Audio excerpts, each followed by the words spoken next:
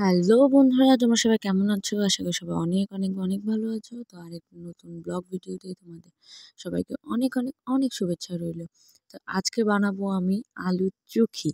তোমরা কি কোনোদিন আলুর চুখি খেয়েছো? তো যদি না খেয়ে থাকো তো চলো রেসিপিটা একদম ঝটাফট দেখে নেওয়া যাক। তো তার জন্য লাগবে আমার প্রথমেই আলু। তো আমি এখানে দুটো বড় বড় সাইজের আলু নিয়েছি। আলুগুলোকে এখন চটাপট কেটে নিয়ে আসি। তো এই তো দেখো আমার আলু কাটা হয়ে গেছে। এখানে হলো দেখো আমি আলুগুলোকে মিডিয়াম সাইজের করে কেটে নিয়েছি আলু ভাজার মতন করে। আর এখানে নিয়েছি হলো চেরা কাঁচা লঙ্কা। এখানে কাঁচা লঙ্কাগুলো চিড়ে নিলেই হবে, আর আলু দিলেই হয়ে যাবে, আর কিচ্ছু লাগবে না। তো এই তো দেখো কড়াই বসিয়ে দিয়েছি তেল। এখন তেলটা গরমই আছে, কারণ এই একটু আগে আমি বড়া ভেজে নিলাম, প্রথমে কচুর বড়া ভেজেছিলাম, তারপর আমি ওই তেলের মধ্যে দিয়ে দিলাম কালো জিরে সোমবারে কালো জিরে দিলাম এবং দুটো কাঁচা লঙ্কা দিব। গরম তেলের মধ্যে কাঁচা লঙ্কা দিলে কিন্তু প্রচণ্ড ফোটে, তো সাবধানে খুব। হ্যাঁ, তো এখন দেখো আমার সম্বার দেওয়া হয়ে গেল। এখন আমি দিয়ে দিব আলুগুলোকে, কেটে রাখা আলুগুলোকে এখন কড়াইয়ের মধ্যে দিয়ে দিলাম। তোমরা কে কে এই রেসিপিটা জানো সেটা কমেন্ট বক্সে অবশ্যই জানিও। সবার মুখে আলু চোখা জিনিসটা শুনি, কিন্তু আলুর চুখি কারো কাছে শুনিনি। কিন্তু আমাদের বাড়িতে যেহেতু এটাকে আলুর চুখি বলে বা আমরা করি এভাবে, তো সেটাই ভাবলাম তোমাদের সঙ্গে শেয়ার করি। আর এই তো দেখো আমি আলুগুলো দিয়েছি এবং চেরা কাঁচা লঙ্কা বাদবাকি যতগুলো ছিল সেগুলোকে একবারে দিয়ে দিয়েছি। এখন এটাকে আমি সুন্দর করে আগে ভাজবো আলুগুলোকে। আলু ভাজার সময় আমি এখন এখানে পরিমাণ মতন দিয়ে দিব প্রথমে লবণ দিয়ে নাড়াচাড়া করে এটাকে ভালো করে ঢেকে ঢেকে রান্না করব, কারণ এখনকার আলু একটু সিদ্ধ হতে ভালোই সময় নেয়। তো তার জন্য ঢেকে রান্না করলে তাড়াতাড়ি হয়ে যাবে, তাই আমি এটাকে সুন্দর করে ঢেকে দিয়েছি। তো দেখো ঢাকনা সরিয়ে দেখলাম আমার আলুগুলো আর কি খুবই সুন্দর করে সিদ্ধ হয়ে গেছে। তো এই তো আমি এখন এখানে দিয়ে দিব পরিমাণ মতন হলুদ গুঁড়ো দিয়ে তারপরে সুন্দর করে আলুটাকে আলু ভাজার মতন করেই ভেজে নেব। গরম ভাতের সাথে কিন্তু এই রেসিপিটা খুবই ভালো লাগে, মানে আমার তো খুবই ভালো লাগে।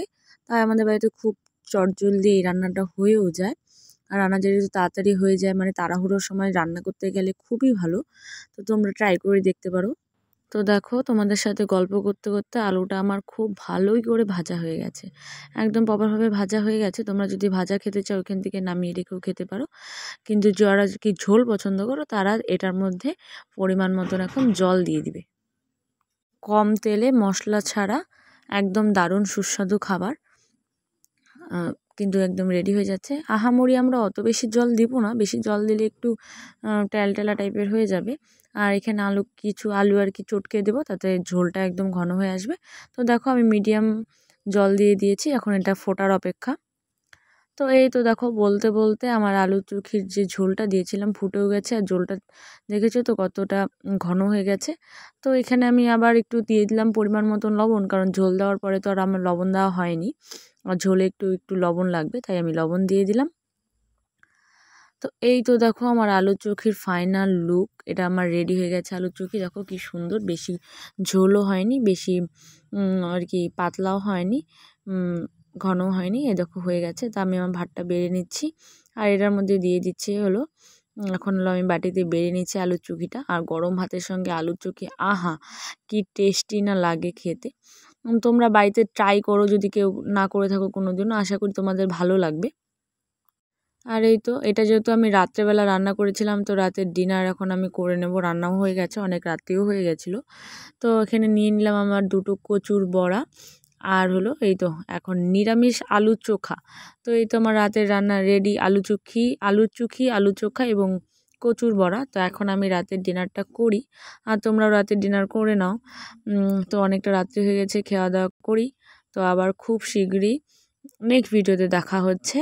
ততক্ষণের জন্য ভালো থেকো, সুস্থ থেকো, টাটা বাই।